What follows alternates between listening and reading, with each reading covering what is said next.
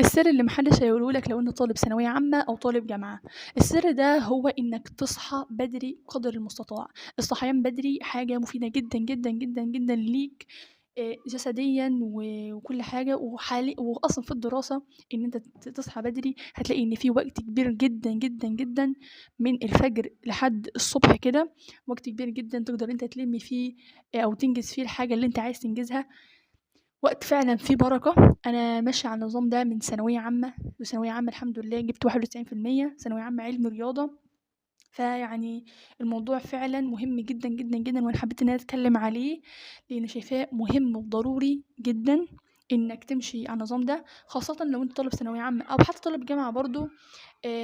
امتحاناتك هتبقى في الصبح مش هتبقى بالليل. في ناس بتذاكر بالليل، تذاكر الليل كله وتيجي تنام في النهار. طيب أنت في الامتحان هتنام في الامتحان؟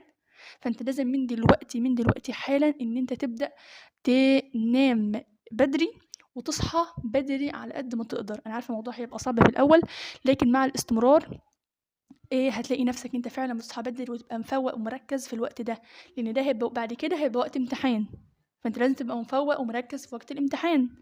بس أنا حبيت أقول النصيحة دي لإنها مهمة جدًا، والحق نفسك وعوّد نفسك من دلوقتي إن أنت تضبّط نومك وتضبّط إن أنت فعلًا هتنام بدري وتصحى بدري. لو حد عايز يعرف روتيني في ثانوية عامة هيبقى اللي هو بسيط جدًا، روتين بسيط جدًا وطبيعي وعادي جدًا. اللي هو باصحى الفجر، بابدأ أذاكر من الفجر لحد الضهر، باذاكر النهار كله بقى وأروح دروسي وكل الكلام ده، وأنام العشا. مش باسهر. أنا كنت باكره السهر.